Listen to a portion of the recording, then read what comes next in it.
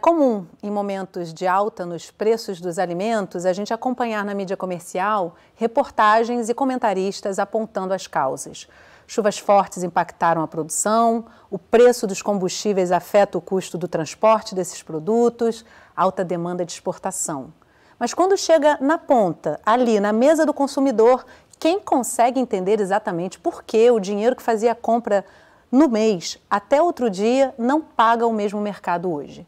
A gente vai destrinchar o preço da comida no Sala de Convidados, que começa agora. A gente tem que seguir conforme a gente compra. Cada semana que você vai é um preço diferente. Tá demais. Essa é uma feira que tomava a rua toda. Não tem como a gente fazer uma promoção de um produto que está caro. Se esse preço aumenta no mercado internacional, aumenta para nós, independente do fato de nós termos produção ou não.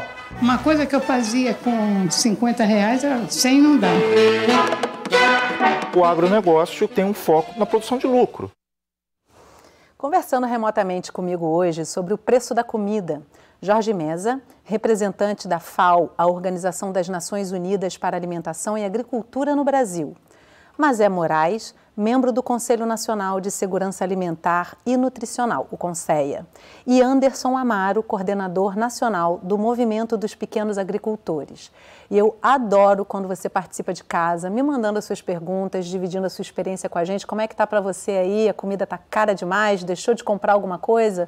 Manda a sua contribuição aqui para o nosso debate. Eu recebo pelo WhatsApp 021 997018122 ou pelas redes sociais do Canal Saúde, só não deixa de participar. Jorge, Mazé, Anderson, que prazer estar com vocês aqui. Essa pauta é uma pauta muito cara para o Canal Saúde, a gente sempre volta a ela, que é o acesso ao alimento, soberania alimentar no Brasil. E aí, Jorge, eu começo com você, porque a FAO monitora os avanços do combate à fome no mundo todo, né? O Brasil, em 2014, se não me engano, me corrija, por favor, se eu estiver enganada, saiu do mapa da fome, né, como um país com índices alarmantes da fome, apesar de eu achar que se tiver uma pessoa passando fome já é um índice alarmante, né?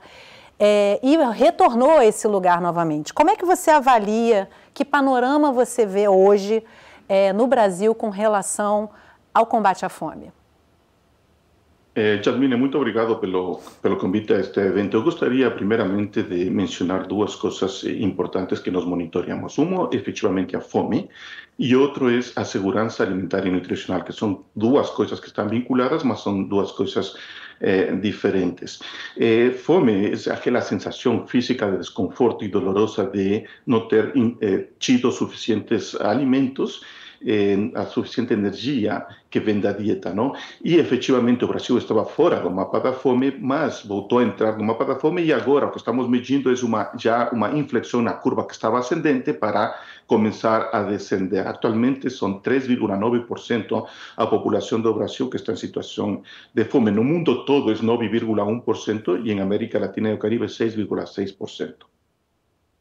Segurança alimentar é ter alimentos para todas as pessoas em todo momento e o acesso físico e econômico àqueles alimentos. Además, além de um país que sejam nutritivos e suficientes para satisfazer as necessidades dietéticas e as preferências, inclusive alimentares, e ter uma vida sã e ativa. Então, é um conceito muito mais amplo. Precisamos combater a fome, mas também precisamos segurança alimentar. E aí, vemos que no Brasil, 18,4% da população está em uma situação de insegurança alimentar, já seja moderada ou grave. Na América Latina e o Caribe é 31% e no mundo inteiro é 30% ao redor. Ou seja, as cifras do Brasil neste momento não estão indicando melhorias. E aí, quando você fala tudo isso, Jorge, me vem à mente assim que a segurança alimentar está completamente relacionada à soberania alimentar, né? Eu acho que a gente pode destrinchar isso aí ao longo do programa também. Mas você no CONSEA, como é que vocês estão discutindo, né, os principais desafios para a segurança alimentar no Brasil? Quais que você identificaria assim como desafios principais? Bom, primeiro, agradecer e, assim, de fato, os alimentos subiu, né? Eu acho que os principais desafios é manter o desafio de manter o preço, né, para garantir a segurança e a soberania alimentar no nosso país. Veja bem, a primeira questão que vem na cabeça é como o Brasil, sendo o maior dos exportadores de alimentos do mundo vive uma crise nos alimentos, né, no preço dos alimentos. É contraditório. E aí acho que é bom destacar que os alimentos são uma parte sensível, né? E entra as questões estruturais, o comportamento do preço dos alimentos, o câmbio, mais recentemente as questões climáticas. Algumas coisas é possível controlar, outras não, né? E nesse sentido, eu acho que a gente tem pelo menos 4 desafios. O primeiro deles é o fortalecimento de sistemas de proteção contra as oscilações de preços, ainda mais num contexto de mudanças climáticas que tende a se acentuar e que não podem ser tratadas como fenômenos pontuais. E o segundo desafio é termos políticas orientadas para incentivar e potencializar a produção de alimentos básicos e não para a produção de commodities, para exportação, inclusive pela própria agricultura familiar. O percentual de crédito rural destinado à produção dessas commodities é bem expressivo. E como a gente sabe, as commodities não têm como destinar a alimentação para a produção. E o terceiro desafio é que não adianta ter políticas agrícolas se não for dadas condições para a agricultura familiar produzir. E isso passa pela democratização do acesso à terra e a grande concentração fundiária no Brasil que ainda temos hoje, né? Isso é um problema estrutural, né? E então é preciso, de fato, democratizar acesso à terra para que a gente tenha terra para a produção de alimentos. Então, a reforma agrária, de fato, é uma condição fundamental para a produção de alimentos. E, por fim, é fundamental a retomada de uma política para essa questão do estoque, né? E isso deve ser prioridade. Nos últimos governos, a Amazônia da Conab foi privatizada. E isso impactou, né, a questão do Estado para regular essas oscilações dos preços não monetária. Então, é preciso urgentemente ampliar a capacidade de manutenção de estoque, regulamentadores, que são estoques estratégicos de alimento, e para isso precisa recuperar infraestrutura de armazenamentos e ter orçamentos e estratégia para que a gente, de fato, tenha uma política de estoque reguladores. É preciso também garantir que a safra de 2025 e 2026 amplie as colheitas de produtos da cesta básica, né? Para isso, o financiamento público precisa ser garantido, né? Precisa ser garantido esses índices, né? A gente precisa ter capacidade de produção, né? Capacidade de abastecimento e capacidade de garantir o acesso à produção para os nossos agricultores. Acho interessante tudo isso que você trouxe, mas porque traz uma introdução boa para o que a gente vai discutir aqui ao longo do programa, né, e já trazendo para o Anderson essas questões todas que foram colocadas. Primeiro, explicando para quem está em casa, que de repente não está muito inteirado desses pormenores, né, o que é uma commodity. Commodity é uma mercadoria, né? Em que medida comida, alimento, pode se tornar uma mercadoria antes de mais nada. E aí, Anderson, a gente verifica que tem muitas políticas que privilegiam, como a Mazé disse, o agronegócio, que vai produzir commodities que a sua finalidade é produzir ração para porco na China, produzir alimento processado que não garante a segurança alimentar que o Jorge descreveu, né? Enfim, então a gente tem um território nacional prioritariamente utilizado para a produção de soja, por exemplo, né? E o pequeno agricultor, que eu acho que você traz uma representação importante disso, fica num espaço menor produzindo tudo que a gente consome, e isso com certeza torna o alimento mais difícil de produzir e mais caro, né? Como é que você verifica esse contexto? Em que medida direcionar as políticas dessa forma é um caminho perfeito para se voltar à fome? Bom dia a todos e todas, agradecer também a oportunidade de estarmos aqui nessa manhã discutindo esse tema tão relevante para todos e dizer que para nós, né, a gente do movimento dos pequenos agricultores, a gente tem analisado essa conjuntura toda como uma junção de crises estrutural que estamos vivendo, né? A gente vive, na realidade, uma crise da geopolítica, uma crise ambiental, né, uma crise sanitária, que inclusive foi reverberada recentemente com a questão da Covid-19, uma crise energética, então também essa demanda desenfreada por energia, e uma crise alimentar. Então, no bojo da crise alimentar é que nós estamos vivendo essa situação de onde você tem até uma produção, quando você olhar os números macros, suficiente para abastecer não só a população brasileira, mas todo mundo. Mas quando você equaliza isso, essa alimentação, essa produção, dizendo, não é convertida para a produção de comida para abastecer a população em geral. Então, isso tem gerado, de fato, essa situação que nós estamos vivendo. Por quê? Porque você tem, até o financiamento, isso que foi falado anteriormente, você tem aí mais de 90% de todo o crédito hoje ofertado pela instituição financeira para a produção agropecuária, tem sido destinado para 4 a 5 produtos, né, que são commodities, que são essas mercadorias que têm destino para fora do país, para alimentar, como você disse, ou seja, rebanhos da Europa e da Ásia. A gente tem, né, o sistema, portanto, de financiamento dos bancos direcionado, portanto, para soja, né, milho, pecuária, e um pouquinho ali cana-de-açúcar e algodão com trigo. Então, quando você junta esses produtos, eles equivalem a mais de 90% do financiamento hoje, que, de fato, está, inclusive, desfigurado do seu objetivo inicial. Por isso que nós temos até debatido internamente, dentro do movimento, levado isso para o centro do governo, como a gente caminhar para uma mudança na forma da política, inclusive trabalhando na perspectiva de mudar essa forma como chega para a população que produz, ou seja, o campesinato brasileiro, que é responsável pela produção de alimentos no nosso país, né,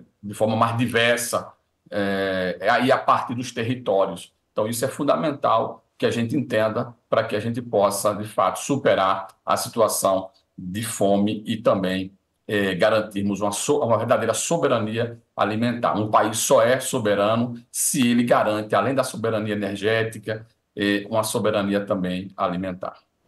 É muito interessante, com a fala de vocês três, a gente consegue uma boa introdução aí dessa problemática toda e ressaltando, assim, complementando, né, que quando a gente verifica a produção de commodities como prioridade, né, Anderson, a gente está dolarizando também a priorização da economia no país, ou seja, se cresce, se o dólar sobe, porque o valor das commodities é pensado em dólar, a commodity é vendida em dólar, sobe tudo, né? E aí a gente tem uma reportagem que vai também trazer bastante elementos para a gente discutir. A gente não queria dizer por nossa própria percepção que o preço da comida subiu. Então a Juliana Duarte foi a São Cristóvão, na zona norte do Rio, para ver como a alta chegou por lá. A senhora tem notado o aumento no preço dos alimentos? Muito, mas muito. Tá demais. O que aumentou? Tudo, supermercado, feira, sacolão, cada semana que você vai é um preço diferente. Tem algum item específico que você fala assim, esse daqui hoje não vou levar? Café, carne, isso aí tá um absurdo. Alface, por exemplo, um molho de alface muito xoxo, tá R$4, R$5. Tem afetado o bolso da senhora? E como? Uma coisa que eu fazia com R$50, 100 não dá. O senhor sabe por que então esses preços estão tão caros assim? Faz ideia? Difícil saber, é muito difícil saber, porque cada um tem uma narrativa diferente, né? O agrônomo Paulo Petersen explica que esse aumento é multifatorial, que o câmbio e as mudanças climáticas são determinantes na mudança de preços, porém, pontos insuficientes para uma questão estrutural. Ele afirma que, antes de tudo, é preciso olhar para os sistemas alimentares. Os sistemas alimentares, eles estão estruturados desde a forma como se ocupa o solo agrícola, as formas de produção, as formas de transformação e de distribuição, até o consumo. Como essas formas elas estão cada vez mais concentradas, quer dizer, você tem cada vez mais as terras sendo ocupadas por grandes monoculturas que são exportadas, quer dizer, e essas monoculturas fazem com que a produção de um lado se afaste muito do consumo do outro, nós temos um sistema muito vulnerável. num sistema vulnerável e globalizado, o que faz com que a variação de preços esteja muito determinada pela taxa de câmbio. O preço do café, o preço do milho, o preço da soja, o preço do algodão, são todas commodities. São regulados pelos mercados internacionais. Então, se esse preço aumenta no mercado internacional, aumenta para nós, independente do fato de nós termos produção ou não. É o caso, por exemplo, da laranja. O Brasil é o maior produtor mundial de laranja, mas com a queda na produção em outros países, o preço aumentou de forma generalizada. É uma situação análoga ao que acontece com o petróleo. Hoje, nós estamos pagando petróleo ao preço internacional quando a gente não precisaria estar pagando preço do mercado internacional. Isso também é fator de pressão inflacionária, porque quando aumenta o preço do petróleo, aumenta o preço dos insumos, aumenta o preço da energia, aumenta o preço de tudo. Os custos de produção aumentam, puxando a inflação para cima. Nos últimos anos, algumas medidas ainda acentuaram a questão. Por exemplo, a destruição da política de estoques reguladores, que é uma política absolutamente essencial do Estado para compra e estocagem, para exatamente atuar nos momentos em que existe falta do produto nos mercados. Há uma tendência de elevação de preço, então o governo intervém com a política não monetária, que é exatamente colocando a produção no mercado. Um outro elemento importante que se discute é a Lei Candir, de 1996, que determina a isenção de imposto para exportação de commodities. Não só o Estado deixa de arrecadar uma quantidade bilionária de recursos para os cofres públicos, mas, ao mesmo tempo, você incentiva a reconversão de áreas antes produtoras de alimentos para a produção de commodities. É preciso colocar imposto sobre a exportação para que a gente incentive a produção para o mercado doméstico. No Brasil, a área de produção tem sido reduzida nos últimos 20 anos. O país exporta mais de 25% de tudo que produz, enquanto os Estados Unidos, menos de 10%. E a Europa, 5%. Eu perguntei sobre os possíveis caminhos para a reversão desse quadro. Petersen defendeu a agroecologia como forma de produção independente de insumos e onde se trabalha com processos ecológicos. E reforçou que, diante do atual cenário, não há como não tocar na questão fundiária. Com a concentração de terras, essas terras vão sendo destinadas ao agronegócio, que tem um foco na produção de lucro.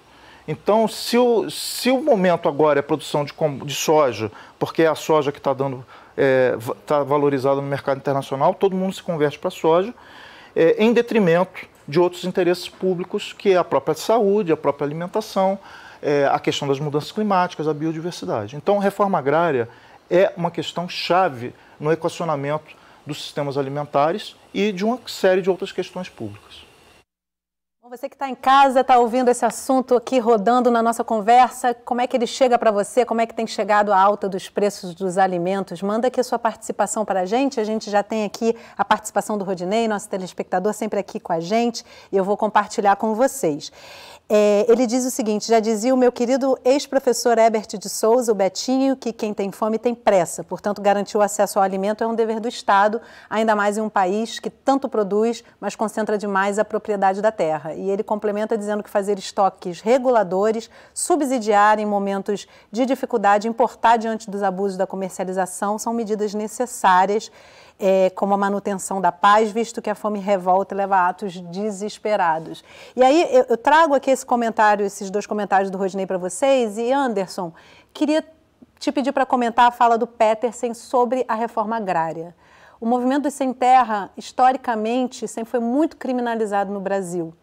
E a reforma agrária ela já aconteceu na Europa e nos Estados Unidos, em países extremamente liberais, e isso nunca foi colocado como uma questão antiprodutiva, não produtiva, né, de impacto econômico negativo, pelo contrário, né? Qual a importância de se discutir a reforma agrária quando a gente está falando de preço da comida? Como o Petersen trouxe, o acesso à terra é parte fundamental para que a gente garanta o aumento da produção de alimentos. Nós tivemos no último período, só para vocês terem esse dado, eu enfim, dados inclusive do IBGE, uma diminuição de área plantada, por exemplo, de arroz, de feijão, de mandioca, que são, a gente tem outras, né, como a própria banana, mas esses três principais, que eu diria, né, arroz, feijão e mandioca, você vê uma queda desde 2010, tá?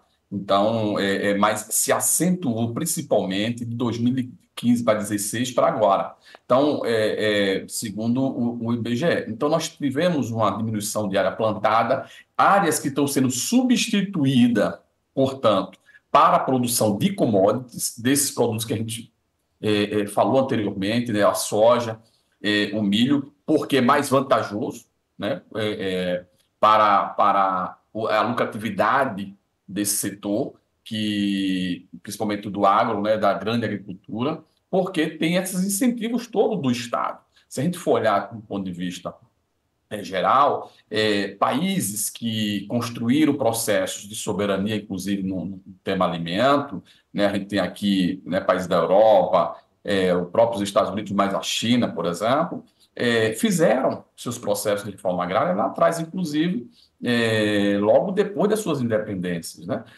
Caminharam para isso. O Brasil não. O Brasil tem um processo que mantém, né, como um produtor primário de produção de alimentos para continuar sendo esse celeiro de exportação desses produtos para fora. Por isso que não se faz reforma agrária. Cada vez que a gente tem mais um processo de reconcentração de terras em muitos lugares do nosso país. Isso a gente tem que enfrentar de forma direta. A gente teve uma paralisação na reforma agrária no último período.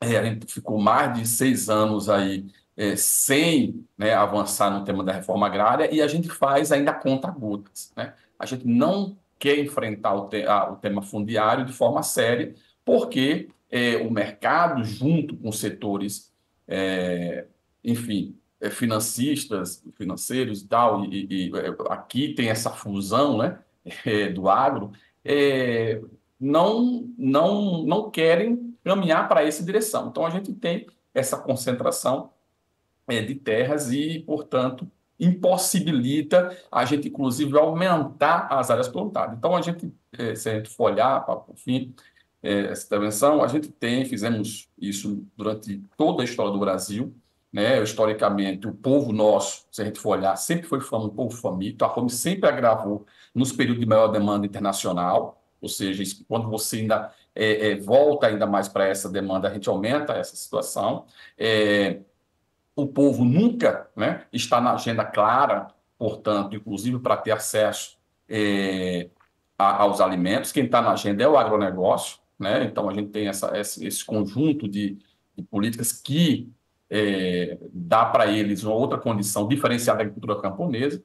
E essa mudança profunda na produção agropecuária do Brasil, como eu falei, né, ou a gente entende ela, né, que é preciso avançar para recuperar não só a garantia de preço, né, para os produtos da agricultura familiar e camponesa, mas também o seu escoamento, ou seja, a questão do acesso é fundamental, um apoio da comercialização, que a gente possa avançar e, assim, a gente fechar o ciclo, o sistema alimentar, né, ou desses novos sistemas alimentares que o Paulo fala, nesse sentido, como a gente avançar na perspectiva de transição para a ecologia e com circuitos curtos, a partir dos territórios que a gente está democratizando a terra e o acesso à população em geral aos alimentos básicos, para poder ter a garantia, portanto, a segurança alimentar, mas, sobretudo, a gente caminhar com a verdadeira soberania alimentar.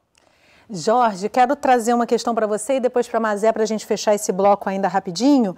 Uma coisa que eu acho importante a gente tentar compreender aqui é qual é o peso da globalização nesse lugar da exportação das commodities, né? Porque não só o valor das commodities é pesado em dólar, como também o mercado financeiro se beneficia da venda das commodities, então o investidor ganha com a produção, com a alta das commodities, né? Como é que a FAO observa isso em termos internacionais, né?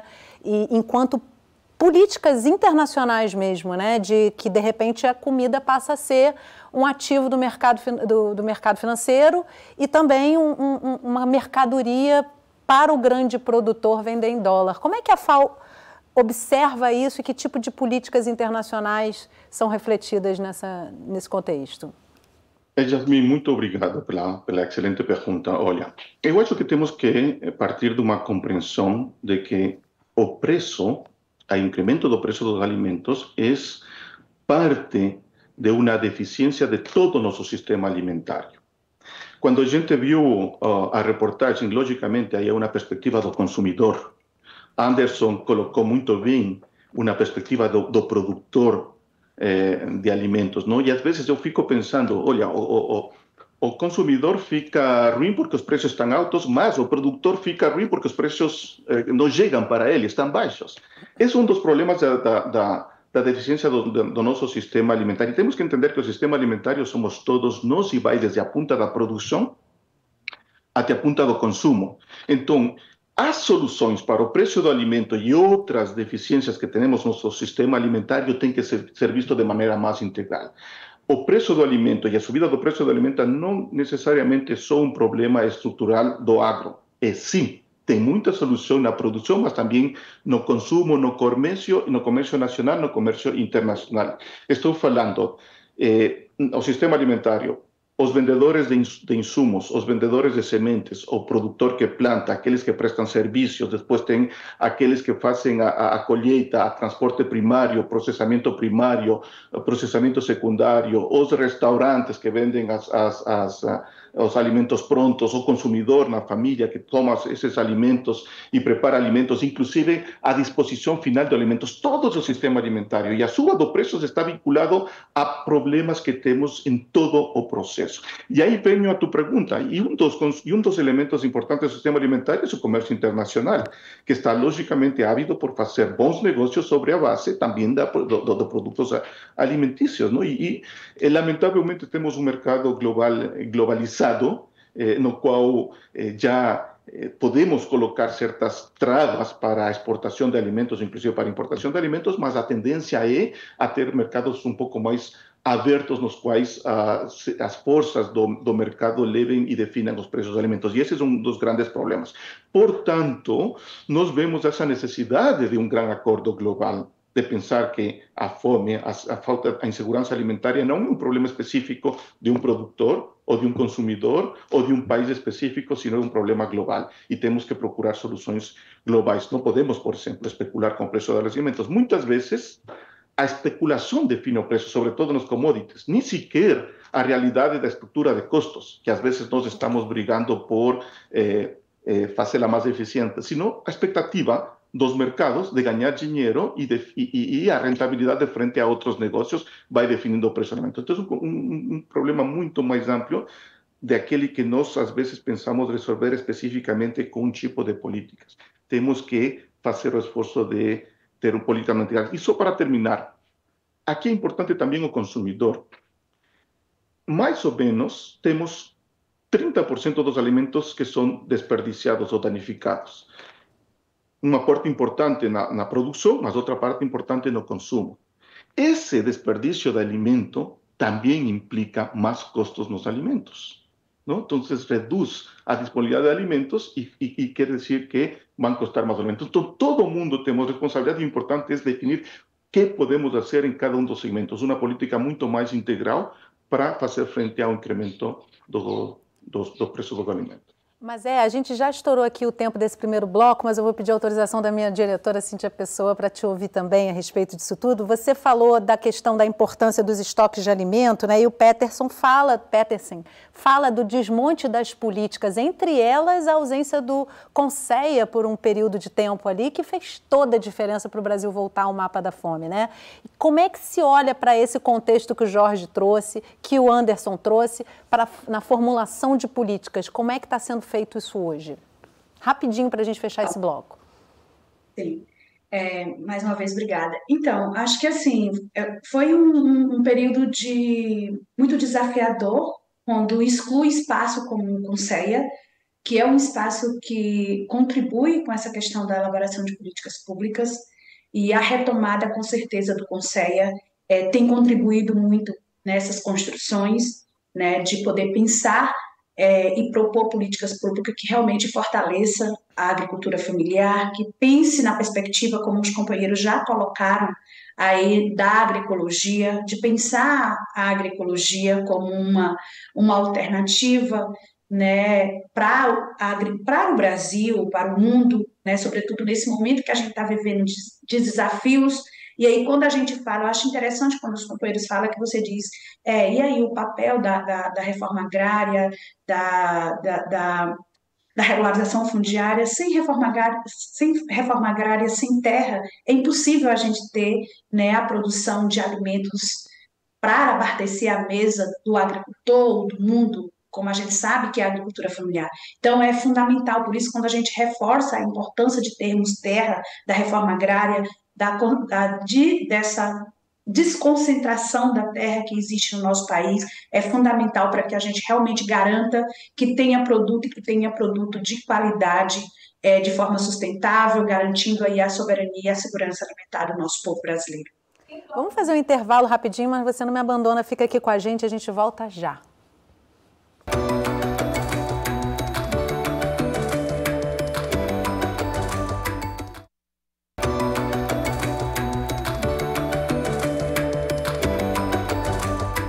O Sala de Convidados está de volta conversando sobre o preço da comida. Comigo hoje, remotamente, Jorge Meza, representante da FAO, a Organização das Nações Unidas para a Alimentação e Agricultura no Brasil, Mazé Moraes, membro do Conselho Nacional de Segurança Alimentar e Nutricional, o CONSEA, e Anderson Amaro, coordenador nacional do Movimento dos Pequenos Agricultores. E você que ainda não participou do programa hoje, me manda suas perguntas, seus comentários pelo WhatsApp 021 99 701 8122 ou pelas redes sociais do Canal Saúde. Quando a pechincha na xepa da feira fica cara, o que mais resta para caber no orçamento? A nossa equipe de reportagem foi a uma feira na zona norte do Rio para verificar.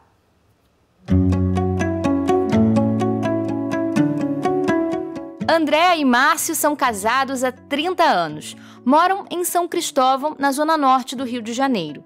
A feira tem sido um cenário cada vez mais frequente para o casal. Com o aumento no preço dos alimentos nos últimos tempos, eles precisaram alterar algumas estratégias de compra para a conta poder fechar no final do mês. A adaptação básica era a gente fazer a compra no mercado, não é isso? E o mercado já com os preços mais em conta, né?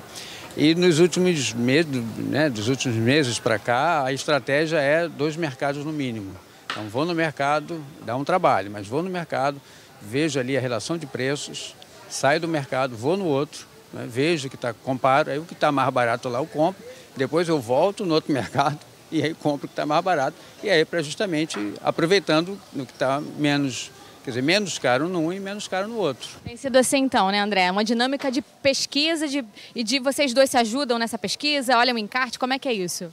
A gente procura adaptar na disponibilidade de horário que a gente tem. E isso impacta, que você tem que se organizar, você tem que ter tempo disponível para isso. E não a população toda não tem essa disponibilidade, né? Na rotina do casal, algumas mudanças de hábito.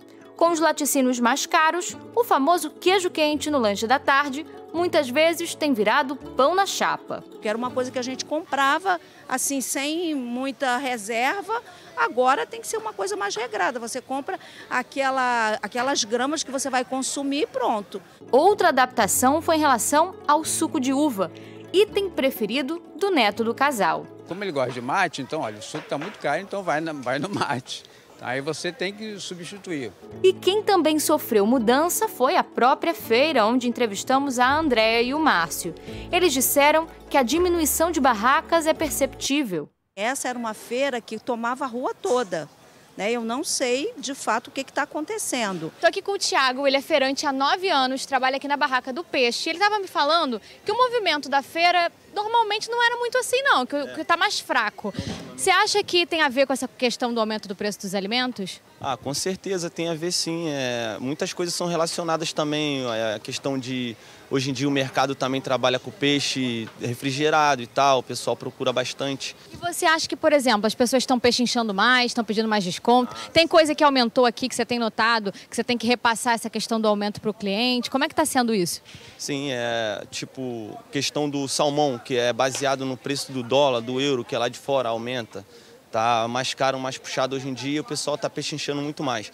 E fora outros peixes também que têm aumentado bastante também o preço. De um lado, consumidores, de outro, comerciantes. No mercadinho da Josiara, a alta no preço dos alimentos tem impactado a venda. No caso do abacate, por exemplo, a gente ficou até um tempo sem trazer, porque o preço estava muito alto. E o abacate, se a gente colocar em venda com 3 dias, se não sair, a gente tem prejuízo. Então, a gente ficou 3 semanas sem trazer o abacate para o nosso hortifruti. Você tem conseguido repassar esse valor do aumento para o cliente ou você tem lucrado menos? A gente tem que seguir conforme a gente compra. Não tem como a gente colocar o preço, fazer uma promoção de um produto que está caro, entendeu? Então, e a gente não procura trazer muito daquele produto porque ele não vai sair muito. O jeito que encontrou para driblar o aumento nos preços foi investir em delivery. Porque aí é o bairro inteiro, entendeu? A gente não depende só do pessoal aqui da rua. Porque se a gente fosse depender, a gente já tinha fechado as portas. Mas a gente tem que procurar o nosso jeito, divulgar no Instagram, divulgar nos grupos, né, de WhatsApp e se virar, para a gente poder continuar sobrevivendo aqui. E eu vou dar uma dica para você que está em casa, em vez de ir a cada um dos mercados, pega os aplicativos ali de compra do supermercado e faz uma pesquisinha por ali mesmo. Você pode pesquisar 10, 15 mercados, quantos você quiser. Então já ajuda aí nessa economia, vamos dizer assim, esse tratamento de emergência aí da alta dos preços. E aí eu queria trazer, Anderson, a fala da Josiara, em que ela cita, no caso, o caso do abacate, né? Mas eu vou trazer para você o caso do azeite, já que a gente teve uma reportagem bem pé no chão ali, né, no mercado. Queria que você explicasse o que acontece, por exemplo, com o aumento do abacate, que é um bom exemplo, porque ficou um período aí, acho que já deu uma baixadinha, mas ficou inviável. O que acontece para que esse produto, que é de uma produção de pequenos agricultores, aumente tanto de preço? Só para a gente trazer aqui um exemplo prático. Mais uma vez, obrigado pela pergunta. Isso oportuniza a gente trazer, para quem está nos acompanhando, algumas questões que explicam isso. Primeiro, você tem, né, natural da agricultura, uma situação de oferta e demanda, né? Ou seja, a quantidade de produtos que você muitas vezes tem a ofertar e a quantidade que a população vem demandando. E isso ocorre, e principalmente com produtos que são sazonais, né? Que você não tem, vamos dizer assim, uma produção muito perene, né? Ou seja, e quando você tem muita procura de determinado produto, ele baixa isso, e isso baixa de preço, e isso diferencia muito para quem consome também, porque, vejam só, se você tem muita oferta, o preço, né, vai cair. Se você aumenta essa demanda, o preço vai subir. E como os produtos em geral, né, sempre oscilam muito, isso, infelizmente, ocorre para algumas zonas onde a população está necessitando desse produto. Então, por isso que nós temos falado que é necessário investirmos em circuitos curtos. Como a gente aumentar a oferta de vários produtos a partir dos territórios, né? Então, você vai ter mais oferta desse tipo de alimento a partir dos territórios. E os pequenos agricultores, os camponeses, vejam só, eles produzem de acordo, tem a saída desses produtos. Se você tem, né, garantia, portanto, de comercialização, de compra, principalmente produtos que têm um curto, como é que eu poderia dizer? Que tem a validade mais curta, né? Ou seja, ele é perecível de forma muito mais rápida, isso, ou seja, é um produto que você ou vende logo ou você perde. A vendedora aí falou, né, no mercadinho. Justamente. Então, a gente precisa ter, portanto, estratégias de comercialização dos produtos a partir dos territórios. Por fim, dizer para vocês o seguinte, que ou a gente entende que os desafios que estão postos atualmente é ampliar a produção de alimentos básicos e saudáveis e fazer com que esse alimento básico e saudável chegue à população, especialmente a de baixa renda, ou a gente não terá entendido o desafio que está posto na atualidade. E, para isso, temos que investir em políticas públicas. Vejam só, se você for olhar do ponto de vista geral, a gente tem um conjunto de políticas por parte do governo federal apontadas como políticas relevantes, mas que estão, vamos dizer, aquém da necessidade dos pequenos agricultores, porque estão desarticuladas entre elas, né? A gente tem, por exemplo, que foi lançado depois de mais de 60 anos, foi atualizado a nova cesta básica, né? Que era na época a cesta básica, a forma como ela era conformada, é da época do presidente Getúlio Vargas. Foi atualizada agora o ano 2023.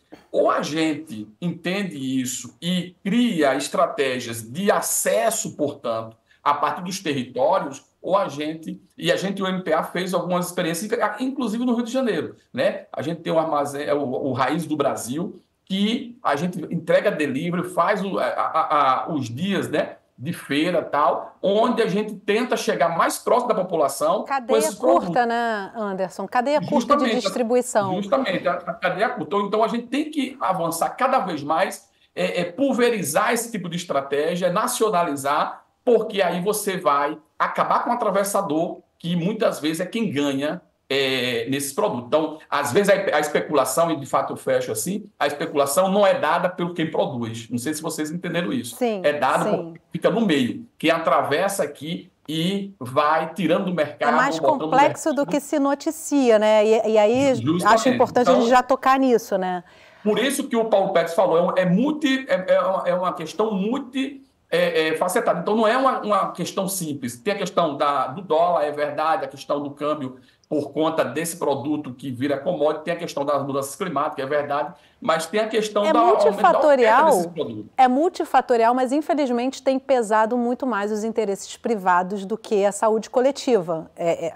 Isso se trata de saúde coletiva. Agora, deixa eu trazer aqui uma questão, você falou em pulverizar, me lembrei aqui do conceito de colonialismo químico, Jorge, que foi cunhado pela Larissa Bombardi, né, e que vem sendo muito debatido. O que é o colonialismo químico? Agrotóxicos que são produzidos na Europa e nos Estados Unidos, que não são consumidos nesses países e são importados pelo Brasil com isenção de imposto, né? E aí eu queria saber, dentro desse olhar de uma nova forma de colonialismo, em que o Brasil vira um terreno para ser pulverizado com agrotóxicos e produzir muita soja e pouco abacate, como é que a FAO olha para essa questão hoje de países que são economicamente mais poderosos e que impulsionam esse comércio internacional de agrotóxicos que acaba custando caríssimo para países periféricos como o Brasil? Nós temos sistemas nos quais vamos registrando todos os produtos que são utilizados como insumos produtivos na agricultura e onde os países se reúnem, discutem e vão definindo listas de produtos que são e não são recomendáveis. A principal ação que tem que ser tomada é que aqueles produtos que efetivamente não são bons para a saúde nem para o meio ambiente têm que ser proibidos de ser utilizados num país. E isso basicamente está, sim, sobre a soberania do país, de aqueles produtos que dentro de um sistema de inocuidade nacional são definidos como que não são positivos para a saúde humana e para o ambiente, têm que ser banidos, têm que ser bloqueados e não podem ser utilizados. Então, eu acho que aqui vem muito da responsabilidade dos sistemas nacionais e da política nacional de enfrentar essa situação e esse problema, porque, logicamente, a pressão do vendedor vai existir aí, mas o direito, e aí você falava da governança, da soberania, alimentar, simplesmente aqueles que estão afetando normas nacionais de cuidado não poderiam ser vendidos. E neste contexto temos que pensar também, Yasmine, que é importante que a população comece a escutar esse tipo de coisas. O que está sendo utilizado no alimento que estou consumindo? Por quê? Porque temos dois problemas aqui. Que muitos dos consumidores, se bem precisamos nos alimentar todos os dias, muitos não sabemos que nos estamos alimentando, de que nos estamos alimentando e que é bom para a nossa saúde e que não é bom para a nossa saúde. Então, quase poderíamos dizer que somos analfabetos desde a perspectiva nutricional e alimentar. Vamos e compramos aquilo que sempre comimos ou aquilo que na hora de ir lá mas não sabemos que tem produtos diferenciados dependendo inclusive de nossas necessidades particulares específicas. Então, precisamos uma educação da população sobre a nutrição. E outro tema importante aqui é as dietas adequadas, dietas nutricionalmente adequadas. Temos que saber alimentar-nos melhor. E quando saibamos nós alimentar-nos melhor, vamos poder decidir entre vários produtos. E se um deles está caro, ok, vamos decidir outro alternativo àquele que pode estar mais barato do preço do mercado. Então, é parte de uma construção coletiva grande, maior. Agora, só problematizando e já levando para a Mazé, essa sua fala que eu acho que é realmente muito coerente, Jorge, mas a gente tem um fator aí que é a industrialização dos alimentos e o barateamento dessa produção, ou seja, você tem menos impostos aplicados, você tem uma abundância desse produto super industrializado, né, Mazé? E aí, escolher pelo abacate fica um pouco complicado, né, para quem está ali na frente do que está disposto nos mercados, né? Como é que você percebe isso dentro das produções de políticas, pensamentos de políticas públicas, né? Porque realmente a gente vê no Congresso Nacional, andando na direção contrária do que seria o ideal, a discussão de políticas que sobretaxam os pequenos e não taxam os produtos industrializados, né? Exatamente, Yasmin. Eu acho que isso tudo é um grande desafio, né? Acho que o que os companheiros trazem aí desafios muito grandes para nós enquanto agricultores. E aí, o que eu acho? Eu acho que a gente precisa pensar a estratégia de curto, médio e longo prazo, de caráter estruturante para tudo isso.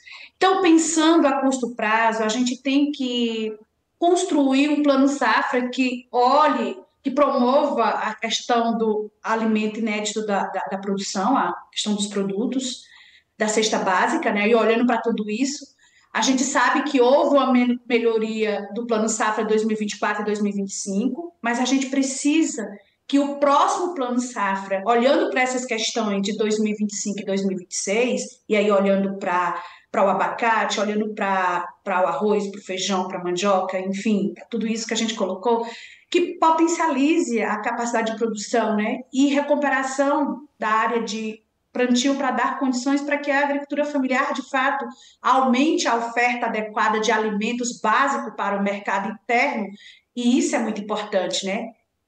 Aí tem o abastecimento. Veja bem, no ano passado foi lançado o Plano Nacional de Abastecimento Alimentar, que era uma demanda histórica do Conceia e de vários movimentos sociais e organizações. Ele apresenta várias iniciativas importantes para fomentar o abastecimento local, para ampliar equipamentos públicos e a oferta e o acesso a alimentos saudáveis, né? Então, eu vejo uma das estratégias acelerar a implementação das medidas previstas no plano. Essa é uma medida que pode diminuir o impacto da alta dos preços no preço dos alimentos, né? Aliás, acho importante destacar que o Conceia é um espaço de grande importância para avaliar avaliar essa questão de abastecimento de alimentos, defendendo aí uma ampliação da capacidade da produção da agricultura familiar, apoia a transição agroecológica, né? Outra estratégia, Yasmin, é ampliar o diálogo com prefeitura, com governos estaduais, para que eles reforcem e potencializem as ações nos bancos de alimentos, políticas das locais, cozinhas. Né, Mazé? Desculpa te interromper, mas são políticas locais, né? Quanto mais cadeia curta, como o Anderson trouxe também, né? Melhor, né? Agora, deixa eu te interromper, porque a gente está chegando já caminhando para o final do programa e eu adoraria fazer uma rodada ainda com vocês rapidamente. Começando por você, Anderson, eu queria que você avaliasse como é que vocês percebem, enquanto agricultores, né, você falando pelos agricultores, como é que vocês percebem que a comunicação comercial se dá a respeito dessa questão da produção de alimentos, né? Ou seja, a gente tem uma grande mídia comercial e interesses privados também na produção de alimentos. Como é que você percebe a divulgação dessa pauta e das suas complexidades na grande mídia? A gente percebe que, infelizmente, a grande mídia ela capturou a forma como dialogar com a população e, infelizmente, cada vez que a gente vê, tem transformado a questão do alimento em mercadoria, né? A mídia vê isso como uma oportunidade, inclusive, de negócio, né? Então, a grande mídia, eu digo, né? Por isso que é necessário a gente investir em mídias alternativas.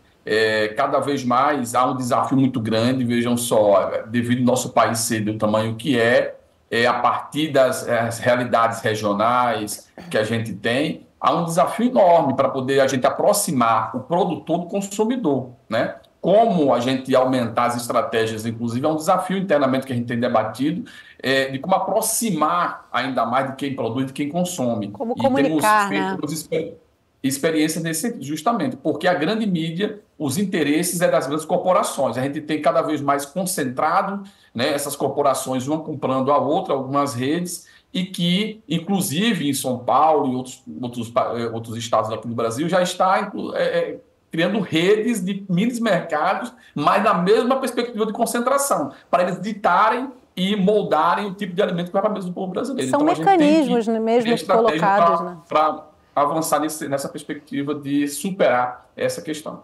E Mazé, trazendo para você, porque a gente está chegando, a gente tem um tempinho curto, mas eu não queria deixar de trazer isso à pauta. Eu queria que você explicasse por que o movimento agroecológico coloca a mulher, expressa, né, aponta que a mulher é a primeira a ser impactada, a mais impactada com a questão da fome. Explica para quem está em casa que não tem essa visão ainda, né?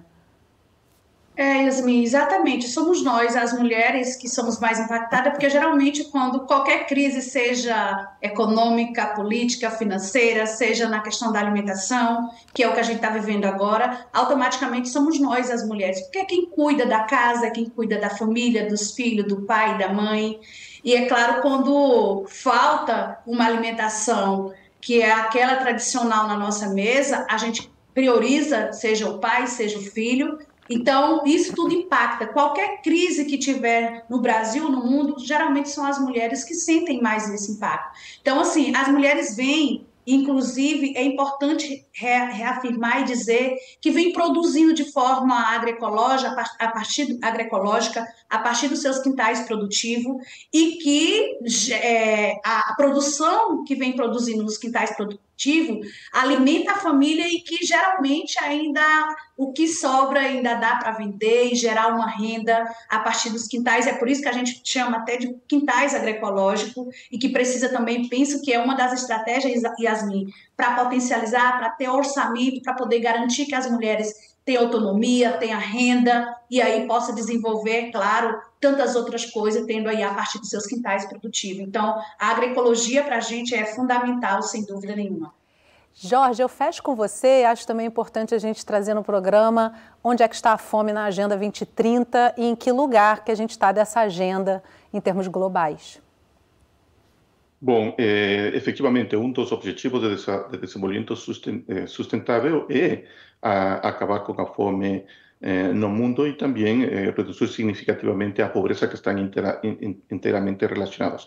Nós monitoreamos esse indicador e, como eu tinha falado no começo, agora vou repetir, o Brasil está com, a momento, medido ao redor de 3,9% da população em situação de subalimentação, que é fome, quando no mundo temos ao redor de 9%. É decir, o Brasil já está numa situação melhor e, sobretudo, o que é importante para nós é essa tendência a ir reduzindo, que esperamos que chegue em algum momento a menos de 2,5%, com o qual o Brasil sairá novamente do mapa da fome. Para isso temos que entender, e esse esforço está sendo feito pelas autoridades nacionais, pelos governos nacionais, pela sociedade civil nacional, está trabalhando nisso, mas temos fatores muito maiores que também interferem nessa situação. Um deles é, e aproveitando que aqui vai ser a reunião da Conferência das Partes da Convenção Marco das Nações Unidas pela mudança climática, lembrar sempre o tema da mudança climática como um fator cada vez mais forte na definição da disponibilidade alimentária e, com isto, na definição do preço. Nós vimos secas, nós vimos inundações que afetaram substancialmente a produção, outros fenômenos climáticos que cada vez são mais frequentes. Então, aí temos que pensar também, muitas vezes falamos, temos que adaptar ao pequeno produtor, ao agricultor familiar para essas mudanças climáticas, procurar adaptação. Sim, é correto, mas é um contexto de longo prazo. Se não fazemos medidas específicas de redução e de mitigação do câmbio climático, não vai ter medida que possa fazer o pequeno agricultor familiar, se adaptar a um clima muito variante. Pelo próprio conceito da mudança climática, não teríamos possibilidades de enfrentar essas variações e, eventualmente, isto poderia impactar. Embora o governo tome medidas, poderia impactar no preço dos alimentos. E aí vale ressaltar que com monocultura e agrotóxico não tem como não impactar o meio ambiente e alterar o clima, né? Fica aí essa fala final para a gente encerrar o programa.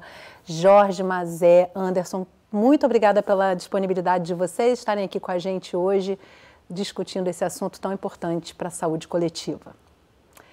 E obrigada a você que acompanhou o programa de hoje aqui pelo Canal Saúde, ou um dos nossos canais parceiros. Se você quiser compartilhar essa conversa, é só acessar o aplicativo ou a plataforma do Canal Saúde na internet. Lá você vai encontrar o nosso acervo com a programação completa. E não esquece que toda semana a gente tem um assunto relevante para dividir com você, então não vai perder o próximo programa. A gente se vê!